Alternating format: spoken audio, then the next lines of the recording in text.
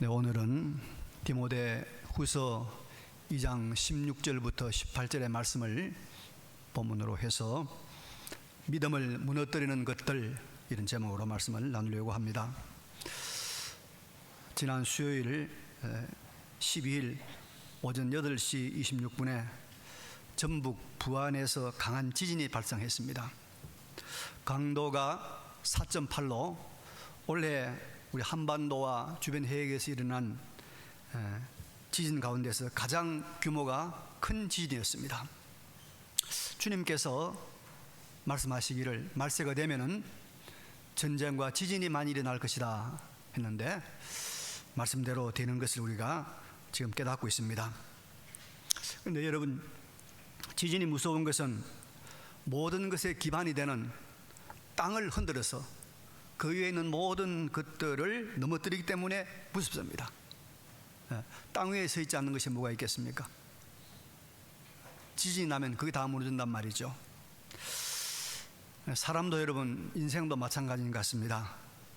기반이 무너지면은, 기초가 무너지면은 가장 위험한 것이죠. 다 무너지는 것이죠.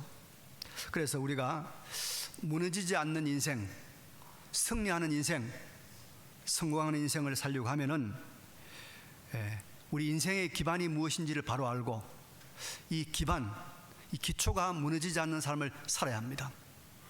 오늘 말씀을 통해서 우리 인생의 기반, 기초가 무엇인지를 찾아보고 이것이 넘어지지 않으려면 어떻게 되는가를 본문 말씀을 통해서 함께 살펴보려고 합니다. 먼저 여러분 18절에 이런 말씀이 있습니다. 진리에 관하여는 그들이 그릇되었도다. 부활이 지나갔다 하므로 어떤 사람들의 믿음을 무너뜨리느니라. 여기에 믿음을 무너뜨린다는 말이 나오고 있습니다. 믿음을 무너뜨린다. 믿음을 무너뜨리는 사람이 있고 또 믿음이 무너지는 사람도 있다, 그런 말입니다. 여러분, 사람에게 정말로 무엇이 무너지는 것이 가장 치명적일까요? 큰 일일까요? 가장 심각한 파선일까요? 어떤 사람들은 자기가 꿈을 가지고 하고 있는 이 사업이 무너져서 부도가 나는 것이 가장 큰 무너짐이라고 생각을 하고 사업에 어려움을 당하면 무너지지 않게 하려고 밤잠을 안 자고 일을 하고 또 주일날도 일하러 가고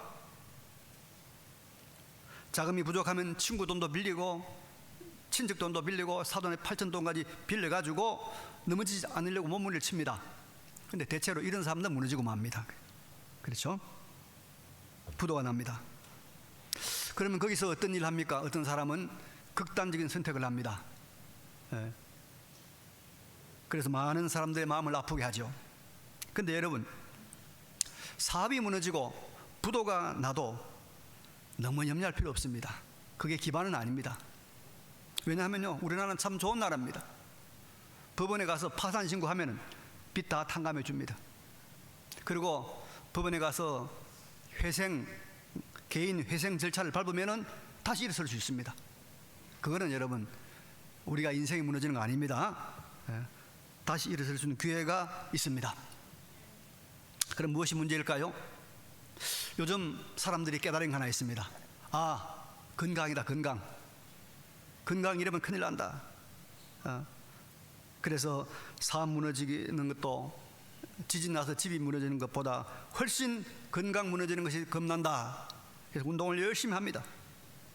제가 밤에 서울식물에 운동하러 가면요, 남녀노소 막 뛰기도 하고 걷기도 하고 굉장히 많은 사람이 다니는데 유감스러운 것은 우리 교인들이 안 보여요. 그 운동하기 좋은데 다 건강해서 운동하러 안 나오면 다행인데 만약에 게을러서 운동하러 안 나오면 큰일입니다. 운동 열심히 하십시오. 그런데 여러분, 건강도요, 노력하는 대로 되는 거 아닙니다. 죄송한 이야기지만 제일 무서운 게 뭐냐면요, 가족력이에요.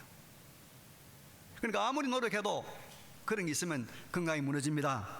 그런데 혹 건강이 무너져도 여러분 너무 염려 안 해도 됩니다. 우리나라의 의료 수준이 보통이 아닙니다. 세계적입니다. 미국 같으면은 돈이 없어서 또 의료보험이 안 돼서 그저 약 좀 먹고 앓다가 죽어야 될 사람들도 우리 한국에서는 다 고쳐냅니다. 그래서 미국 교회 가면요, 어떤 사람이 있냐 하면요, 한국에 우리 의료 관광 합시다 해가지고 모집합니다. 그래서 한국 가면, 이런 병원에 가면 검사 잘해주고 병약해주면 돼서 많은 사람들이 미국에서 한국 치료하러 옵니다. 이 세계적인 의료 수준을 가지고 있습니다.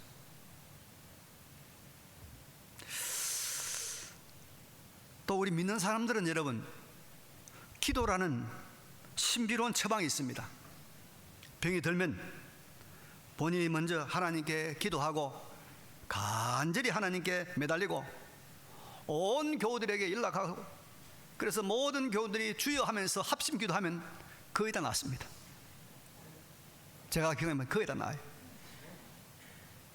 하나님이 웬만하면 살려주시고 치료해 주시는 것입니다. 여러분, 혹 치료가 안 돼서 우리가 하나님의 부름을 받아도 별 문제 없습니다. 영원한 영광의 하나님 나라에 우리가 입성하는 거 아닙니까? 예? 이 힘든 세상, 정말 꼴보기 싫은 것들 안 보고 하나님 나라에 들어가서, 그 영광스러운 하나님 나라에 들어가서 우리가 최상의 만족, 최고의 기쁨을 누리며 살게 되는 것입니다, 여러분. 그래서 병도 우리를 무너지는 게 아니에요. 겁낼 거 없어요. 그러면 정말 우리를 무너지게 하는 것이 무엇일까요? 정말 무너지면 안 되는 것이 있을까요? 파산하면 절대로 안 되는 것이 무엇일까요? 무엇이죠? 믿음입니다. 믿음. 믿음이 무너지면 여러분, 모든 것이 다 무너집니다. 믿음은 우리의 생명선입니다. 믿음은 생명입니다. 그래서 우리가 다른 건 다 우리가 뭐 잘못돼도 괜찮은데 믿음만은 잘못되면 안 돼요. 요한복음 3장 16절에 하나님이 세상을 이처럼 사랑하사 독생자를 주셨으니 이는 저를 믿는 자마다, 이는 그를 믿는 자마다 멸망하지 않고, 그 다음에 뭐죠? 영생을 얻게 하려 하십니다. 믿음이 영원한 생명, 영원한 영광의 영생을 갖다 준다 이 말이에요. 믿음. 여러분, 우리가 삶을 얼마나 삽니까? 얼마나 살라고 그렇게 열심히 돈 벌고 열심히 그렇게 인색하게 살아요? 많이 살아봐야 90년, 좀 잘 살면 100년이에요. 돈 써봐야 얼마나 쓰겠어요? 너무 그렇게 인색하게 가지 말라고. 좀 쓸 거 쓰고 그래 살아요. 제가 어제 어딜 갔는데 택시를 타고 갔는데 길이 너무 울퉁불퉁해요. 울퉁불퉁 막 곧 돌아서 가요. 요즘 다 택시도 전부 다 뭘로 줍니까? 카드를 주잖아요. 카드를 딱 주니까 그대로 딱 끊어주는 거예요. 하도 미안해. 그래서 내가 돈을 꺼내가지고 천원짜리 한 장 더 줬어요. 너무 감사하다고. 근데 그 사람이 깜짝 놀라더라고. 왜 주는가?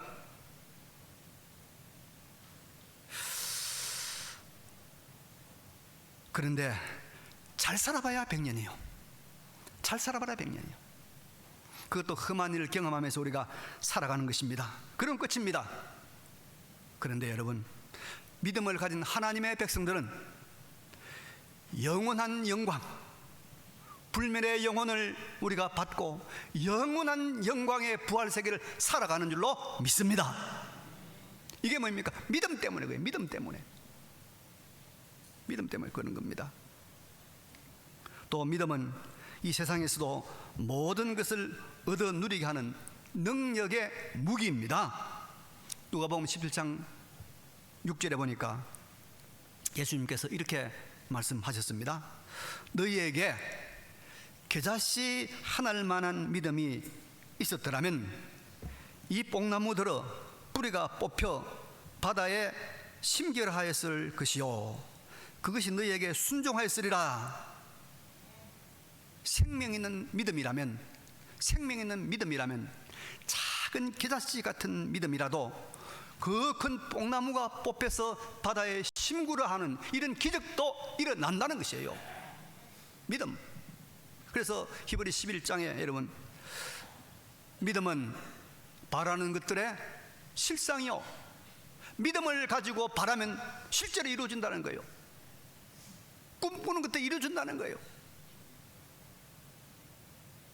보이지 않는 것들의 증거라고 하면서 믿음으로 에녹은 죽음을 보지 않고 옮겨졌으니, 믿음으로 에녹은 죽음을 보지 않고 옮겨졌다는 거예요.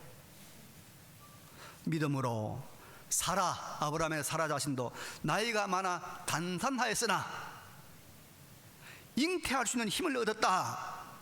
믿음으로 단산했지만은 아이를 못 낳았지만 아이 낳는 힘을 얻었다. 여러분, 믿음은 능치 못함이 없는 하나님의 능력인 줄로 믿습니다. 전능하신 하나님이 믿음을 가진 사람과 함께하는 것입니다. 그래서 여러분, 이 세상에 귀한 것이 많죠. 금도 귀하죠. 은도 귀하죠. 반도체도 귀하죠. 삼성 반도체. 인공지능 기술도 귀하죠. 그죠? 학벌도 귀합니다.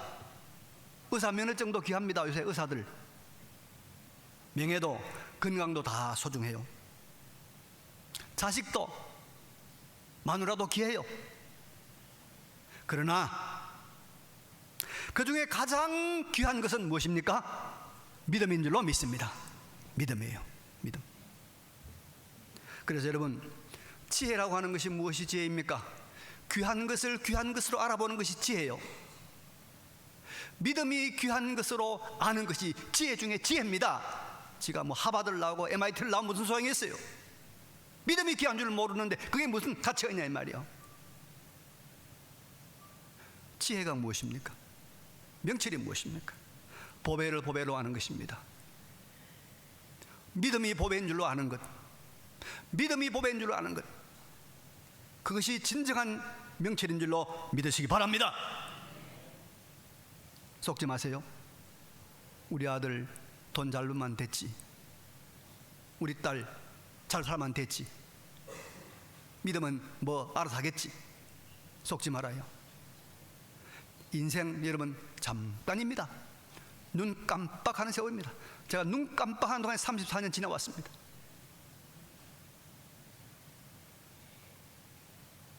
믿음만 살아있으면 모든 것은 다시 살아납니다. 여러분, 나무가 가지가 꺾이고 줄기가 불타서 걸려서 죽은 것에도 뿌리만 기반만 살아있으면 그 다음에는 잎이 피고 줄기가 나고 꽃이 피고 열매가 맺는 것 아닙니까? 믿음만 있으면 되는 거예요. 다시 회복이 되는 것입니다. 믿음이 보배인 줄 알고 믿음만은 넘어지지 않는, 믿음만은 파산하지 아니하는 이 삶을 사시기를 간절히 바랍니다.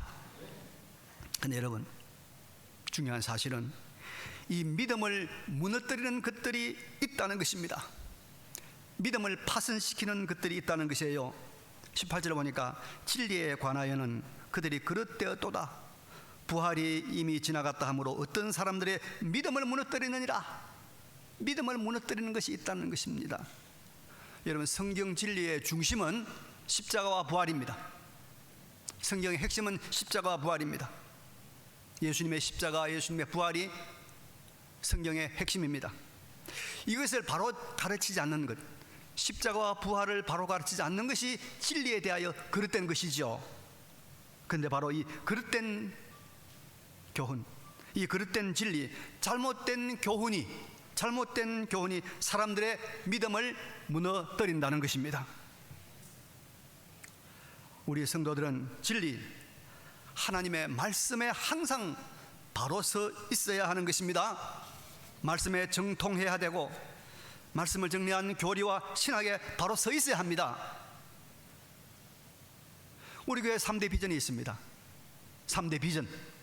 첫째가 무엇입니까? 개혁신앙이지요. 개혁신앙. 개혁신앙이 무엇입니까? 바로 하나님의 말씀에 바로 서자는 것입니다. 말씀에 바로 서자.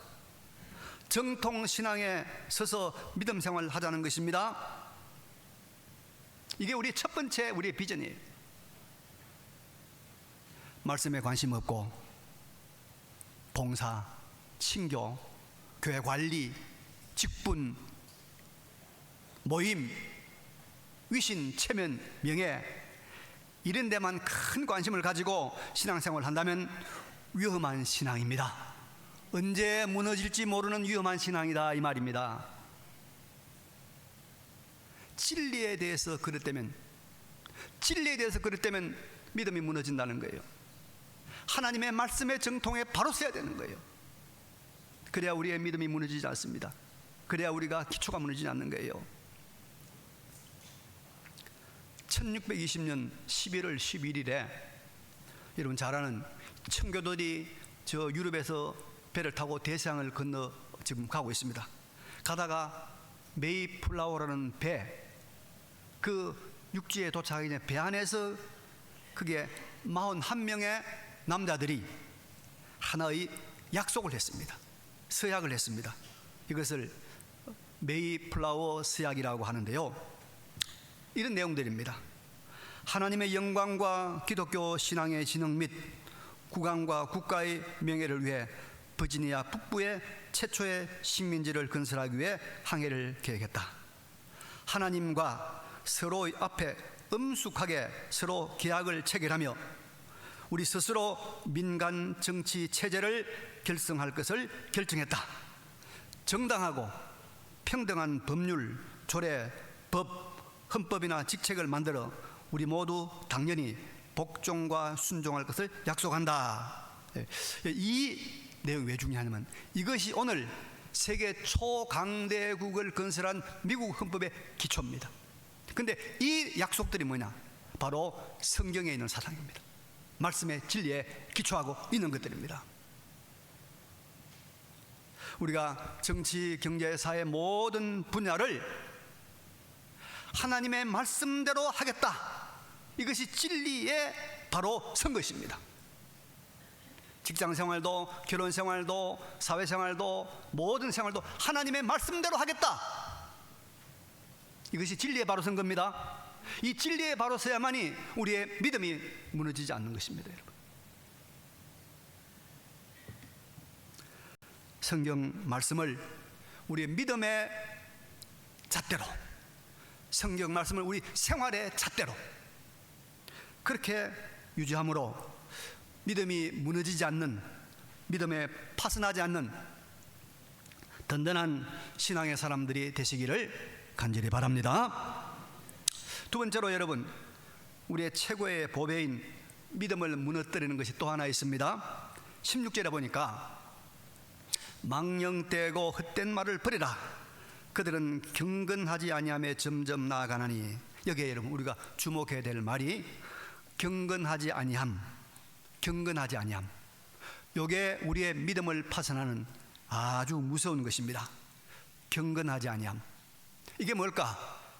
이 경건은 여러분 하나님과 멀어지는 것이라고 말할 수 있고, 이것은 또 믿음이라는 말로 바꿀 수 있습니다. 그런데 이 원래의 뜻이 뭐냐? 원래의 뜻은 잘 예배한다, 잘 공경한다, 그런 뜻입니다. 그러니까 여러분 경건하지 아니함은 뭐냐? 예배하지 아니함입니다. 예배하지 않음. 그렇습니다. 여러분, 우리의 믿음을 무너뜨리는 것은 다른 것이 아닙니다. 예배를 잘 드리지 않는 것입니다. 잘 예배하지 않는 것입니다. 예배를 안 드리거나 예배를 바른 태도로 드리지 않는 것이 우리의 믿음을 무너뜨리는 것이에요. 여러분, 예배가 우리의 믿음을 유지하는 생명선인 것을 꼭 기억하시기를 바랍니다. 우리가 여러분 혹독한 세월을 보냈죠. 2020년도부터 시작해가지고 한 3년 동안 코로나를 경험하고, 또 코로나도 코로나지만은 정부의 교회를 향한 참 과도한 제재로 우리가 예배의 지장을 많이 받았습니다. 근데 여러 가지 예배에 대한 제약과 그런 여러 가지 방해를 뚫고 예배를 그대로 사수한, 우리처럼 사수한 교회들은 성도들도 별로 많이 줄지 않고 교회가 끄떡이 없는데, 이때 예배를 쉽게 포기한 교회들이 많이 있습니다. 뭐 온라인이니 뭐 등등 이래가지고 아주 심각한 타격을 입었고, 심지어 그 때문에 교회가 폐쇄된 교회도 많이 있다고 들었습니다. 여러분, 예배가 믿음의 척도입니다. 예배 나온 횟수와 예배 드리는 태도를 보면 그 사람의 신앙은 그대로 나타나는 거예요. 거의 틀림없습니다. 최근 목회 데이터 연구소가 조사한 바에 따르면 기독교인 4명 중에 1명은 교회 예배 드리러 가지 않는 가나안, 안 나가 가나안 교인이랍니다. 여러분 주위에도 가나안 교인 많이 있죠? 1명입니다. 3, 40대는 더 심해가지고 3명 중에 1명이 가나안 교인이라고 그래요.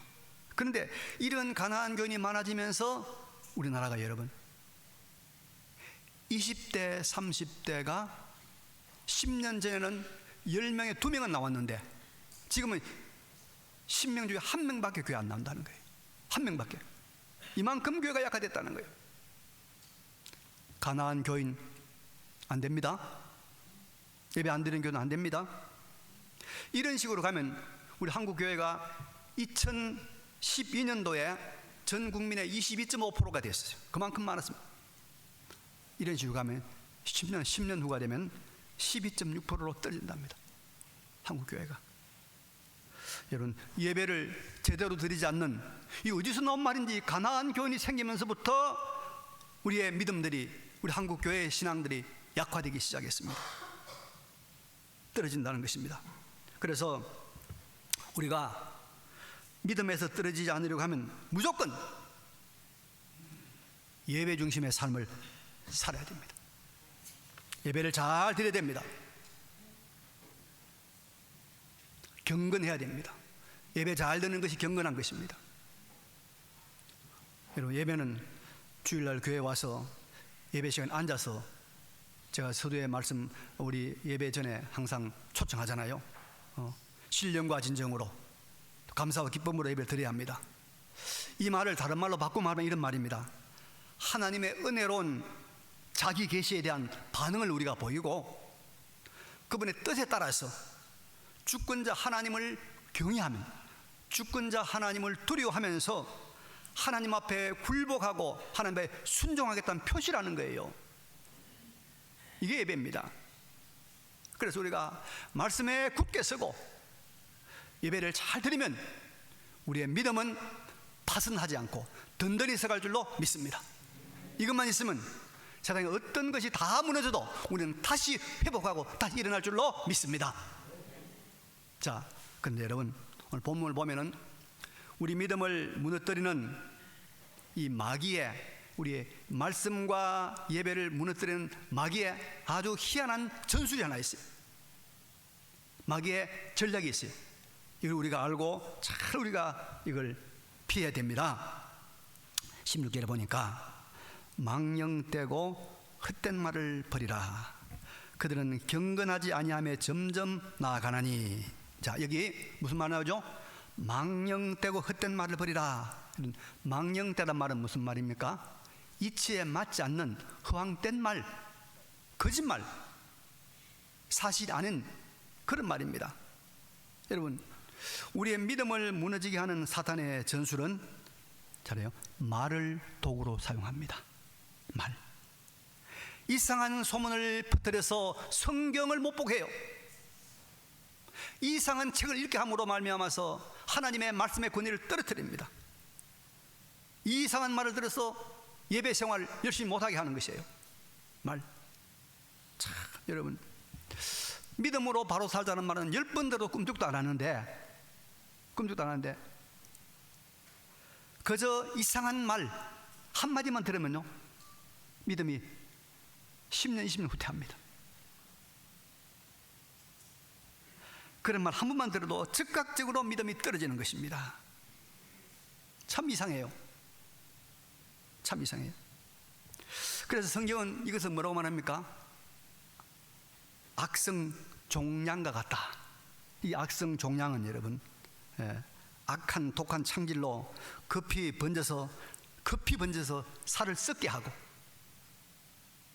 수시간 만에 사람을 죽게 하는 그 당시의 질병을 말하고 있습니다. 우리말로 말하면 급성암과 같은 것입니다. 사탄이 우리를 진리를 파수하지 못하게 하고 예배 생활을 제대로 하지 못하게 하는 가장 첫 번째 전략이 뭐냐? 말. 허황된 말, 거짓된 말, 믿음 없는 말, 이단의 말, 이걸 가지고 우리를 미혹하는 거예요. 우리가 듣는 거 조심해야 됩니다. 조심해야 돼요. 읽는 것도 조심해야 돼요. 이 사단이 우리의 믿음을 파손시키려고, 우리의 정통신앙과 우리의 예배생활을 무너뜨리려고 이상한 말을 듣게 한다는 거예요. 두 번째로 여러분, 사단의 전술은요, 점점 나빠지게 하는 것입니다. 16절에 보니까 경건하지 아니하며 점점 나아가게 한다. 예수 잘 믿는 사람들이 갑자기 신앙을 버리는 일은 잘 없습니다. 주일 오전 예배 나오고 오후 예배도 열심히 나오고 수요일도 나오고 새벽 기도까지 나와서 야, 장로갑니다, 권사갑니다, 그렇게 참 기대하고 있던 사람이 이상하게 어느 날부터 새벽 기도 안 나오기 시작합니다. 또 조금 지나니까 수요 예배도 안 나오기 시작해요. 점점. 또 한참 지나니까 오후 예배도 슬슬 빼먹기 시작해요. 그러다가 이제 주일도 한 달 한두 번 빼먹기 시작해요. 하나님께서 사랑하는 사람은 그때 하나님께 징계하죠. 돌아오죠. 그런데 그렇지 않은 사람은 그러다가 결국은 신앙생활을 포기하는 거예요. 그러다가 가난한 신자가 되고 마는 겁니다. 그리고 믿음이 파손하고 마는 것입니다. 점점 더 하나님 멀어지게 하는 것이 이게 사탄의 전략입니다. 갑자기 그래 하지 않아요. 갑자기 그래 하지 않아요. 점점 경건에 멀어지게 한다. 그래서 타락화, 세속화의 특성 중에 하나가 점진성입니다. 점점 내려가게 하는 거예요. 여러분, 솔로몬이 그렇게 지혜롭고 그렇게 명철한 솔로몬이 점점 타락해가지고 나중에 어떻게 됐습니까? 우상숭배까지 했잖아요. 점점. 여러분, 개구리 그 쌈 피는 거 아시죠? 이런 그릇에다가 개구리를 물을 담아놓고 이제 개구리를 그 안에 이제 던져 놓습니다. 개구리가 빙빙 도는데요. 그러다 뜨신 물을 갑자기 보면 개구리가 뜨거워서 팍 뛰어 올라갑니다. 그런데 그 양동이를 밑에서부터 서서히 온도를 높여갑니다. 서서히 뜨뜻하면, 그러면 개구리가 서서히 적응해가지고 나중에는 푹 삼켜버립니다. 우리가 여러분 정신을 차려서 내가 지금 서서히 내려가고 있나, 내가 서서히 올라가고 있나 점검해 와야 됩니다. 서서히 내려가는 것은 이거는 마귀의 전략입니다. 우리는 서서히 올라가시길 바랍니다. 서서히 전진해야 됩니다. 마귀는 서서히 멀어지게 하는 거예요. 그래서 인간 관계학을 연구하는 사람들이 그래 말합니다. 사랑과 멀어지는 방법이 어떤 것이냐, 갑자기 관계가 끝나지 않는다. 서서히 1년에 한 번 연락하다가 2년에 한 번 연락하다가 3년에 한 번 연락하다가 나중에는 끊어진다는 거예요. 서서히 무서운 것입니다, 여러분. 점점 경건에서 멀어지게 한다니. 그래서 우리가 이런 사탄의 전술과 전략을 알아야 우리가 우리의 경건을, 예배를, 우리의 말씀을 지킬 수가 있고, 이 두 가지 기둥만 서면 우리는 가장 중요한 기반이 되는 믿음이 파손하지 않는 줄로 믿습니다. 말씀 정리합니다. 우리 인생의 가장 중요한 기초가 뭐죠? 돈입니까? 자식입니까? 건강입니까? 믿음만 있으면 돼요. 믿음만 있으면 영생 얻는 거예요. 믿음만 있으면 전능하신 하나님의 능력을 우리가 힘입는 거예요. 믿음만 있으면 되는 거예요. 근데 이 믿음을 무너지게 하는 두 가지가 있습니다. 뭐죠? 말씀에서 멀어지게 하는 거예요. 어떻게? 서서히. 또 헛된 말로.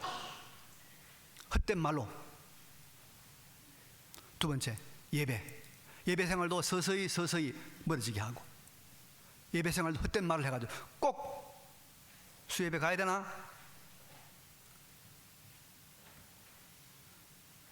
그런 말 들으면 안 오는 거예요. 그다음부터는 오세요. 수예배 오세요. 시간이 되면 다 특별한 일 때문에 못 하면 할 수 없지만 예배를 드려야 됩니다.